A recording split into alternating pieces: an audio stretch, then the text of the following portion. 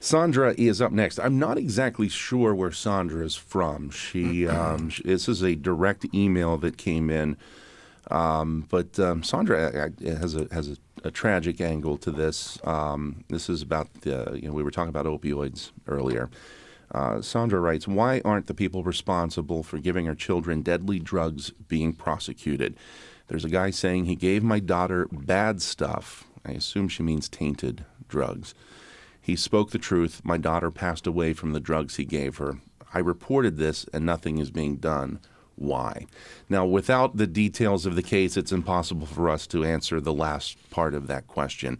I brought this up because in the opioid discussions that we've been having on this show, and I know you've talked about it outside on the road, tainted drugs, the tainted heroin that's hitting the streets, may be part of the biggest problem of all.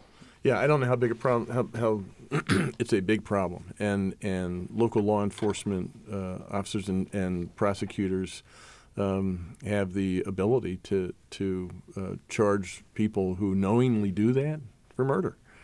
And I think Sandra is right that person was guilty of murder if, in fact, he sold her daughter tainted stuff.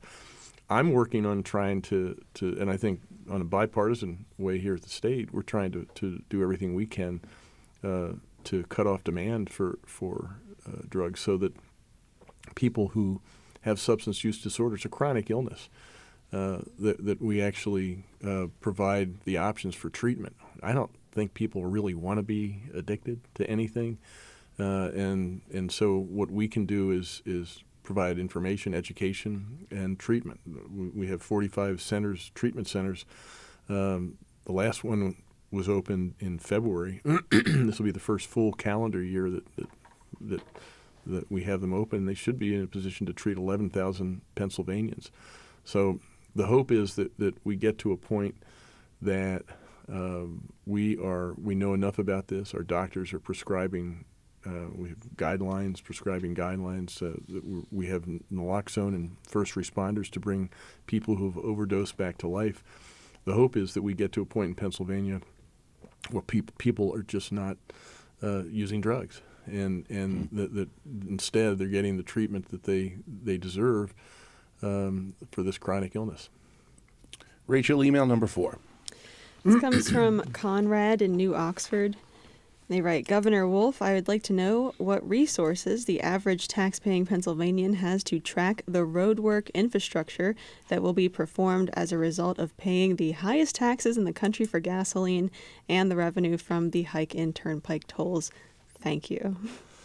Thank you, Conrad. There's a website that you can actually track projects under Act 89 that raise that tax, and it's projects.penndot.gov. Projects.penndot.gov. Right. And I've heard your transportation secretary talk that website up a lot. Yeah, well, I think it's we need to. Conrad's right. We need to invest in our roads, and we're doing that. Let me just add one other thing. I mean, Conrad makes a good point in terms of our gas tax. With what happened in the prior administration, the uncapping of the wholesale price, Pennsylvanians now, on average, pay, I think, the highest tax rate on gasoline of any state in the country. One of the things you got to be careful of is, I think we're the only state in the country also that funds highway projects exclusively out of the motor vehicle fund. In other states, funding comes out of the general fund, which would mean other taxes are used for highway construction. So right now in Pennsylvania, we have the second lowest personal income tax in the country, partially because no money from the general fund is used for highway construction.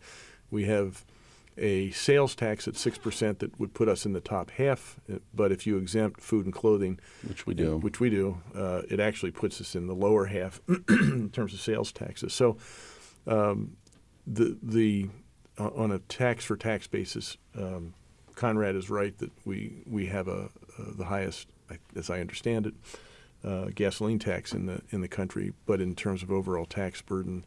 And for highway construction projects, since none of our highway construction projects come out of the general fund, our other taxes are lower. But it is great to have, like, you love accountability, to have throw that website at them one more time.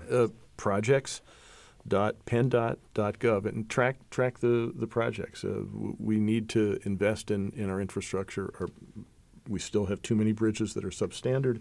We're working on that and working on making sure the highways. I think every time you go around from the time the last freeze of the year and the macadam plant's open, everybody is, you see all kinds of highway construction projects.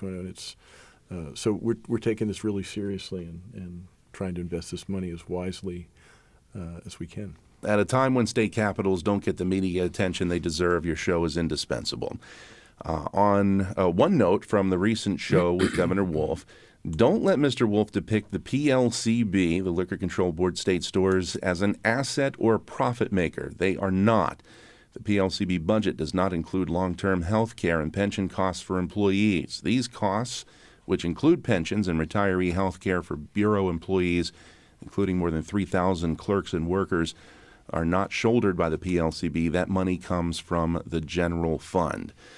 This is from David, by the way. And David goes on to write that the PLCB's contributions to the general fund, which are heralded every year, are mostly taxes, which would be collected anyway if the industry was privatized. Why do they pat themselves on the back for remitting sales taxes? So he's responding directly to what you said last month about the liquor stores being an asset. Right. So, and I want to add, too, that David, and I like to protect anonymity. We don't do last names, but David is connected to a wine association or organization. I'll leave it at that. Okay. But his main point is they're not an asset because they're costing us money in pensions and such. What's your response to that? No, I think that I'm glad David brought that up. It's good to clarify that. Actually, the Liquor Control Board is self-funding, and so they do pay for their own. That doesn't come out of the general fund. And his point about the taxes, it's true. There are three sources of income from the Liquor Control Board. One is sales tax, the excise tax, or the Johnstown tax. But the third area is their net profit. And that this year should be somewhere around $116 million. So that does actually come into the general fund, and it's over and above whatever taxes that they collect. So it's great to be able to clarify that, because it is really an asset, and it's the only, I think, state-owned entity that is independent, fully independent, and does make a positive contribution to the general fund. And I think we'll be talking about the liquor stores in months to come, because, as we mentioned last month, there are efforts to try to get more reforms pushed through, something you may not necessarily be ready to sign off on. I think what I'd like, and for David and others who care about our liquor system, to make it better. And I think the reform that I signed last year, which was the first real reform in the liquor system in Pennsylvania since Prohibition, which is, 80-some years ago, that we ought to give this a chance to work. And I think the Liquor Control Board is trying to do that. And they have new resources, new options now that they didn't have before that legislation was passed. And so I'd like to give that a chance. We now have wine and beer in the grocery stores and convenience stores. If you're from out of state, that might not seem like a big deal, but that's a big thing for us in Pennsylvania. Yeah, I've had people from out of state remark on how normal it is to buy wine at the grocery store. Why is this a big deal to you? As a teenager, I worked in a grocery store in Chambersburg, and the people coming up on I-81, we were one of the first stops, and they would go into the grocery store. Right. Where's the beer? Where's the beer? Sorry. Yeah. Now you can show them where it is. That's right.